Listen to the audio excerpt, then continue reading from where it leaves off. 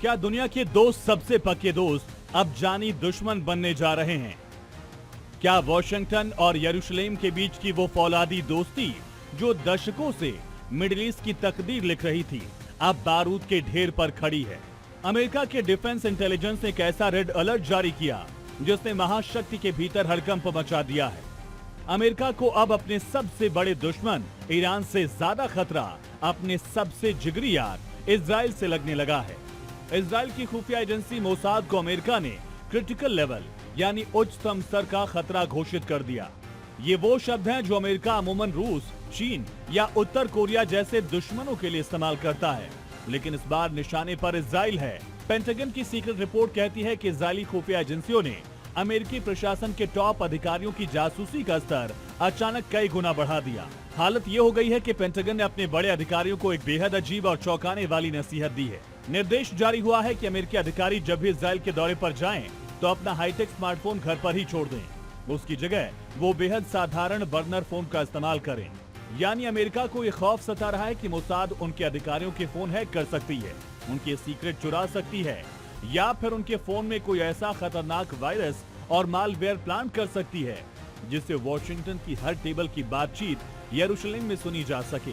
सवाल उठता है कि आखिर अचानक ऐसा क्या हुआ जो दो देश कल तक एक दूसरे के लिए जान देने की बातें करते थे, उनके बीच अविश्वास की गगनचुंबी दीवारें क्यों खिंच गई?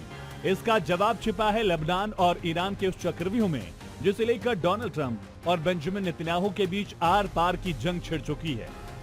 अमेरिकी राष्ट्रपति डोनाल्ड ट्रंप और इजरायली पीएम बेंजामिन नेतन्याहू दोनों लेबनान में शांति तो चाहते हैं, लेकिन दोनों की शर्तें एक दूसरे के धुर विरोधी हैं। डोनाल्ड ट्रंप का प्लान है कि हिजबुल्लाह इजराइल पर हमले रोके और दक्षिणी लेबनान से इजरायली फौज फौरन वापस लौटे, वहां लेबनानी सेना तैनात हो।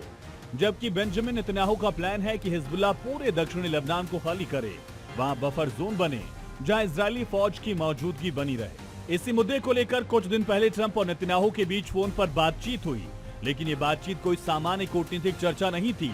ये दो राष्ट्रपतियों की नहीं बल्कि दो अड़े हुए दिग्गजों की तीखी बहस थी। दोनों तरफ से इतने सख्त और तल्ख शब्दों का इस्तेमाल हुआ कि खुद डोनाल्ड ट्रंप को बाद में कबूल करना पड़ा कि उन्होंने फोन पर बातचीत के दौरान इजरायली प्रधानमंत्री को अपशब्द यानी गाली तक दे दी। पेंटागन की रिपोर्ट में खुलासा हुआ कि आखिर मोसाद वॉशिंगटन में कर क्या रही है। दरअसल ट्रंप प्रशासन लेबनान और ईरान को लेकर जो भी सीक्रेट मीटिंग्स कर रहा है, इजरायली खुफिया एजेंसियां तकनीक और इंसानी जासूसों के जरिए उन पर पैनी नजर रख रही हैं। दुनिया के लिए अविश्वास नया हो सकता है, लेकिन इतिहास गवाह है कि इजराइल और अमेरिका के बीच जासूसी का एक खेल बेहद पुराना और दागदार है। जोनाथन पोलार्ड केस, पोलार्ड ने अमेरिकी दस्तावेज इजराइल को बेचे, जिसके बाद उसे सजा हुई। 2020 में इजराइल पहुंचने पर नेशनल हीरो जैसा स्वागत हुआ। बेन अमी कादिश मामला 2008 का, जब अमेरिकी इंजीनियर पर इजराइल को सैन्य जानकारी देने का आरोप लगा। मिसाइल डिफेंस और परमाणु हथियारों की खुफिया डेटा लीक हुई। व्हाइट हाउस के पास स्टिंगरे 2019 का केस, वॉशिंगटन के संवेदनशील इलाकों में नकली मोबाइल टावर मिले। ट्रंप की बातें सुनने के लिए इजराइल पर शक की सुई गई। अंतर्राष्ट्रीय कूटनीति का एक बहुत पुराना और कड़वा नियम है कि यहाँ न कोई हमेशा के लिए दोस्त होता है, न हमेशा के लिए दुश्मन। यहाँ सिर्फ और सिर्फ अपने देश का हित सबसे ऊपर होता है। आज वही हो रहा है। डोनाल्ड ट्रंप महाशक्ति अमेरिका के राष्ट्रहित को देख रहे हैं, तो बेंजामिन नेतन्याहू अपने देश की जिद पर अड़े हैं। ब्यूरो रिपोर्ट, जी मीडिया।